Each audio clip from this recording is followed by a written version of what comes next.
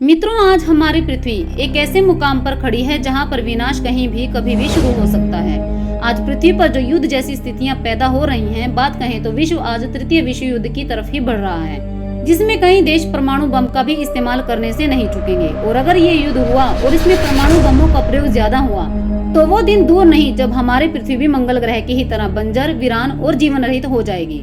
क्योंकि कई वैज्ञानिकों का भी यह मानना है कि एक समय था जब मंगल ग्रह भी हमारे पृथ्वी की ही तरह एक हरा भरा महासागरों से घिरा ग्रह था, जिस पर जीवन पनप रहा था और वहाँ कई एलियन सभ्यताएं निवास करती थी।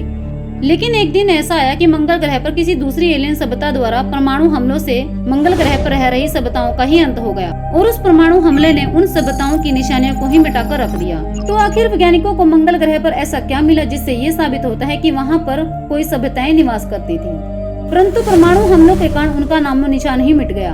इस वीडियो में हम आपको मंगल के पास्ट के बारे में ऐसा बताने वाले हैं जिसे सुनकर आप भी हैरान हो जाओगे। तो नमस्कार मित्रों, स्वागत है आपका हमारे चैनल द रहस्य टीवी वर्ल्ड में। सन 2008 नासा के फिनिक्स मार्स लैंडर ने मंगल ग्रह पर पानी की बर्फ के रूप में होने की पुष्टि की। इसके बाद सन 2020 में वैज्ञानिकों ने मंगल के साउथ पोल पर बर्फ के नीचे कई बड़े खारी पानी की झीलें होने की पुष्टि की, जिससे अब ये अंदाजा लगाना आसान हो गया था कि मंगल ग्रह पर कभी जीवन हुआ करता था, क्योंकि जहाँ पर पानी हो वहाँ पर जीवन पनपने की संभावना अधिक होती है। माना जाता है कि मंगल ग्रह पहले बर्फ से ढका हुआ था, फिर मंगल ग्रह पर एक एस्टेरॉयड आकर गिरा तो उस एस्टेरॉयड ने मंगल ग्रह की किस्मत ही बदल दी।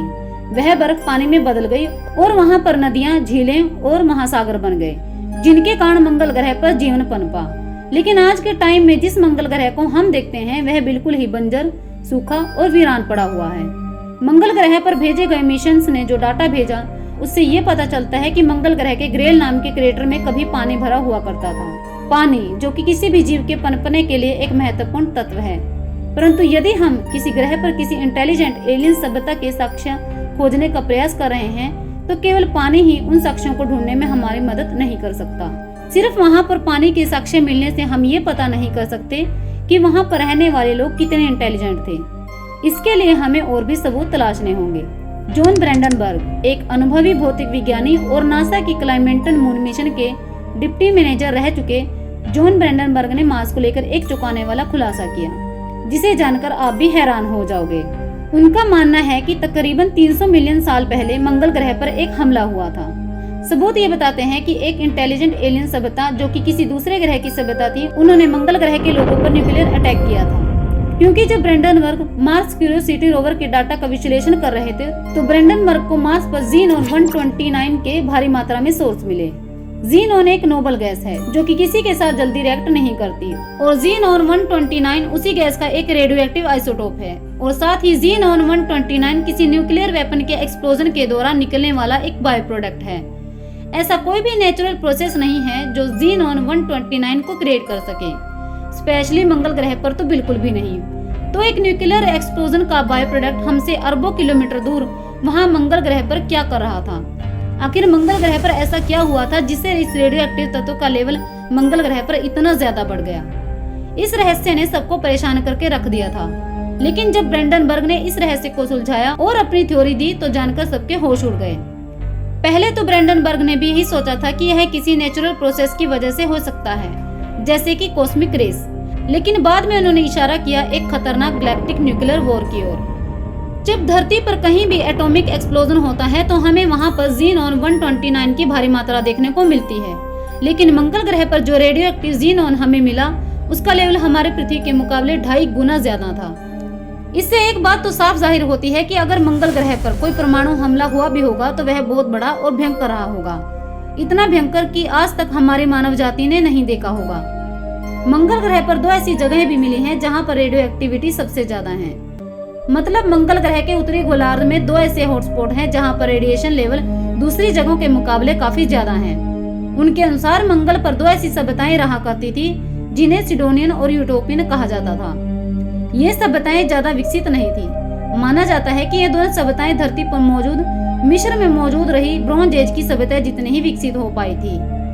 ये दोनों सभ्यताएं बड़े बड़े स्कल्पचर्स बनाती थी, यानी कि बड़े बड़े चेहरे और पिरामिड्स। इनमें से जो सिडोनियन सभ्यता थी वो अपने फेस और मार्स की कला के लिए जानी जाती थी।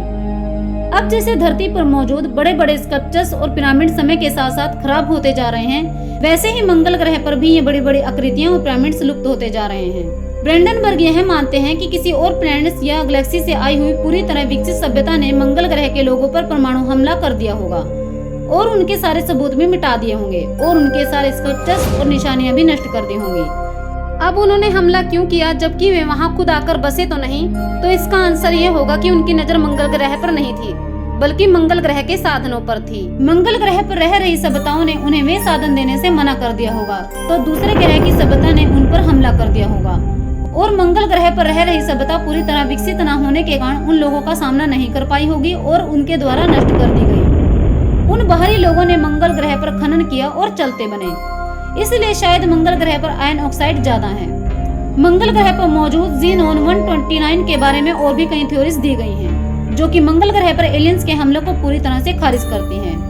इन थ्योरीज के मुताबिक मंगल ग्रह पर रेडियो एक्टिव एलिमेंट्स मंगल ग्रह पर किसी एस्टेरॉयड के टकराने से मंगल ग्रह पर आए होंगे, लेकिन ये थ्योरी यहाँ भी फिट नहीं बैठती, क्योंकि अगर किसी एस्टेरॉयड के टकराने से मंगल ग्रह पर रेडियो एक्टिव एलिमेंट्स आए होते तो उस एस्टेरॉयड के टकराने से कोई बड़ा गड्ढा बन गया होता, जबकि मंगल ग्रह पर कोई गड्ढा है ही नहीं। जमीन बिल्कुल चिकनी और सपाट है, स्पेशली वहां पर जहां पोसाइडोनिया और यूटोपिया वाली जगह पर तो कोई क्रेटर मौजूद ही नहीं है।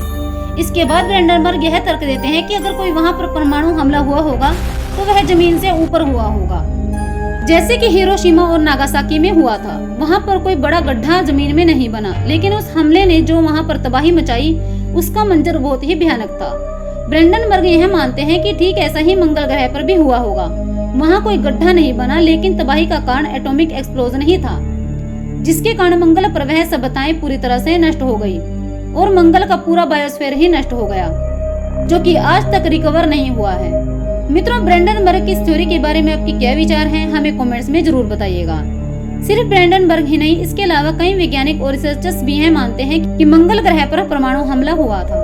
अमेरिकी अंतरिक्ष एजेंसी नासा ने मंगल ग्रह की मिशनों द्वारा बहुत सी फुटेजेस वीडियोस को रोवर्स के जरिए लाइव दिखाया हुआ है, जिसके चलते एक दक्षिण अफ्रीकी शोधकर्ता जीन वार्ड ने इनमें से कुछ ऐसा खोज लिया जिसे देखने के बाद सब हैरान रह गए। दरअसल उन्होंने 2006 में तस्वीरों में कुछ बहुत ही एक अजीबोगरीब चीज खोजी, जो कि लाल ग्रह पर दुर्घटनाग्रस्त हुए एक यूएफओ की तरह दिख रही है। जीन वार्ड मार्स रिकोनेंसिस ऑर्बिटर द्वारा ली गई एक फुटेज को देख रहे थे, तभी उन्हें कैंडो चश्मा के तल पर एक अजीब दृश्य दिखाई दिया, जो मंगल के वेलिस मेरिनेरिस सिस्टम में एक बड़ी घाटी है, जिसे ग्रह पर ग्रैंड कैनियन के बराबर कहा जाता है। वास्तव में इसे सौर मंडल में सबसे बड़ी ज्ञात घाटी माना जाता है। जीन वार्ड ने जब इस पर अपना ध्यान केंद्रित किया तो उन्हें खाई के अंतिम सिरे पर एक डिस्क दिखाई दी, जो कि किसी यूएफओ के जैसे दिख रही थी और मलबे से ढकी हुई थी। वार्ड आगे कहते हैं कि ऐसा लग रहा है कि एक डिस्क के आकार का कोई यान या वस्तु बहुत ही लो एंगल पर आई और मंगल की सतह पर टकराकर दुर्घटनाग्रस्त हो गई और अपने पीछे बहुत सारा मलबा छोड़ गई। इसके बाद जीन वार्ड उस डिस्क के आकार की वस्तु पर और अधिक जूम करते हैं और बताते हैं कि यह वस्तु उसके पीछे की खाई जितनी ही चौड़ी है। यह एक गोल डिस्क की तरह दिखाई देती है, जो कि सतह में धंसने के कारण एक तरफ आंशिक रूप से ऊपर की ओर उठी हुई है, लेकिन अधिकांश वैज्ञानिक इसे महज कोई रेत का टीला या अंतरिक्ष का मलबा मानते हैं। मित्रों, क्या आप भी जीन वार्ड की इस बात से सहमत हैं कि यह कोई डिस्क के आकार की वस्तु एक यूएफओ का मलबा है? क्या आपको भी लगता है कि हमारी धरती के अलावा ब्रह्मांड में कहीं और भी जीवन हो सकता है? अगर हो सकता है तो क्या धरती वासियों को भी किसी बाहरी एलियन सिविलाइजेशन से खतरा है? क्या मंगल ग्रह के वासियों के नष्ट होने का कारण किसी बाहरी ग्रह के लोगों से संपर्क करना तो नहीं था, जैसा कि आज हम बाहरी ग्रह के प्राणियों से संपर्क कर रहे हैं? तो क्या भविष्य में हमें भी खतरा हो सकता है? क्या वे एलियंस हमसे ज्यादा आधुनिक और विकसित होंगे? फिलहाल इस बारे में अभी रिसर्च चल रही है। अगर आपको हमारे द्वारा दी गई है जानकारी पसंद आई हो तो प्लीज इस वीडियो को लाइक और चैनल को सब्सक्राइब जरूर कर लें, ताकि हम आपके लिए ऐसी ही इन्फॉर्मेटिव वीडियोस लाते रहें। वीडियो देखने के लिए आपका बहुत बहुत धन्यवाद।